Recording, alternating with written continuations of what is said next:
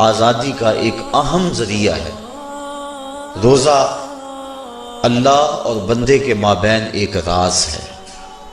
روزہ نور ہے، ضیاء اور روشنی ہے، اور آقا کریم صلی اللہ علیہ وآلہ وسلم نے روزے کی فضیلت بیان کرتے ہوئے ارشاد فرمایا کہ ہر شے کی کوئی زکوٰۃ ہوتی ہے، انسان کے جسم کی زکوٰۃ روزہ ہے۔ اگر روزہ رکھے گا تو جسم زکوٰۃ ادا کرے گا، جس طرح زکوٰۃ سے مال پاک ہوتا ہے، روزے سے جسم پاک ہو جاتا ہے۔ اور روزہ ویسے بھی انسان کے لیے شفا کا پیام ہے۔ فرمایا کہ سحری کھایا کرو، چونکہ سحری کے کھانے کے اندر بھی اللہ نے برکت رکھی ہے۔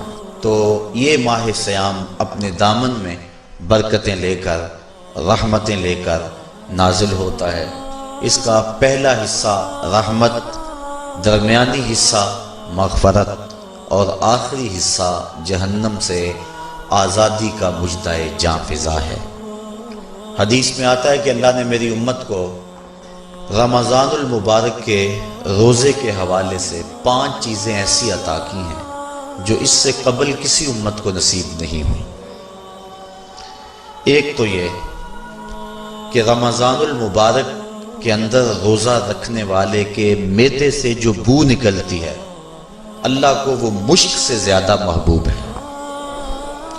دوسری بات کہ جب ماہ صیام آتا ہے تو شیاطین کو جکڑ دیا جاتا ہے۔ تیسری بات کہ روزے دار جب تک روزے میں رہتا ہے، فرشتے اس کے لیے مغفرت کی دعائیں کرتے رہتے ہیں۔ اور چوتھی بات، جب ماہ صیام کی آخری رات آتی ہے تو اس کے سارے گناہوں کو بخش دیا جاتا ہے اور اس کو جہنم سے آزادی کا پروانہ مل جاتا ہے۔ بلکہ ایک صحابی نے حضور سے عرض کی کہ آقا کریم، جو یہ جہنم سے آزادی کا پروانہ مومن کو ملتا ہے تو کیا یہ لیلۃ القدر کی رات ہے؟ تو آقا کریم نے فرمایا نہیں، جب مزدور اپنی مزدوری مکمل کرتا ہے، جب اس کی دہاڑی پوری ہو جاتی ہے تو پھر اس کو اس کا مالک کچھ دیتا ہے، تو یہ جو اس کو بخشش اور مغفرت کا مژدہ جاں فضا دیا جاتا ہے، یہ اس کی مزدوری ہے۔ اور فرمایا کہ جو لیلۃ القدر کی برکتیں اس کو حاصل ہوتی ہیں، یہ اس کے علاوہ ہیں۔ اور یہ اللہ تعالیٰ جل شانہ نے خاص کرم نوازی فرمائی بندہ مومن پر کہ اس کو یہ بابرکت رات عطا فرمائی۔ اور 5ویں فضیلت جو اس کو دی گئی روزہ دار کو، اور حضور سے قبل جو امتوں میں لوگ روزے رکھتے تھے، یہ فضیلتیں ان کو نہیں عطا کی گئی۔ جنت کو پورا مومن کے لیے آراستہ و پیراستہ کیا جاتا ہے۔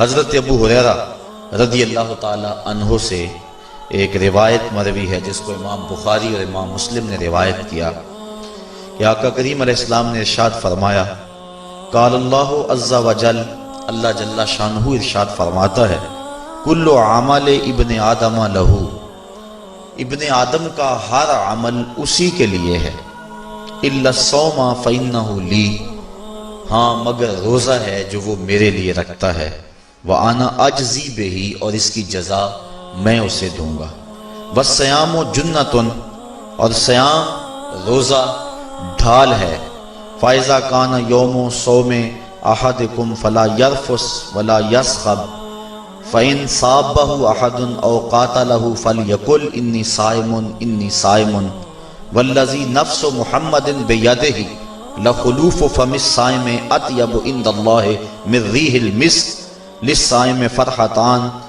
يَفْرَحُهُمَا إِذَا أَفْطَرَ فَرِحَ بِفِطْرِهِ وَإِذَا لَقِيَ رَبَّهُ فَرِحَ بِصَوْمِهِ۔ تو فرمایا کہ جب کوئی شخص روزہ رکھتا ہے تو اس کا یہ عمل اللہ کے لیے ہے اور اللہ تعالیٰ اس کی جزا دے گا۔ روزہ ڈھال ہے، جب کوئی شخص روزہ رکھے تو وہ اس کے اندر کوئی اللہ کی نافرمانی نہ کرے، یہاں تک کہ اگر اس کو کوئی شخص گالی بھی دے تو وہ یہ کہے کہ میرا روزہ ہے، میں صائم ہوں، میں نے روزہ رکھا ہوا ہے، یہ کہہ کے لڑنے والے کو، الجھنے والے کو ٹال دے۔ حضور نے ارشاد فرمایا، مجھے قسم ہے اس رب کی جس کے قبضے میں محمد کی جان ہے، کہ روزہ دار کے معدے سے جو بو نکلتی ہے اللہ کو وہ مسک یعنی کستوری کی خوشبو سے زیادہ محبوب ہے۔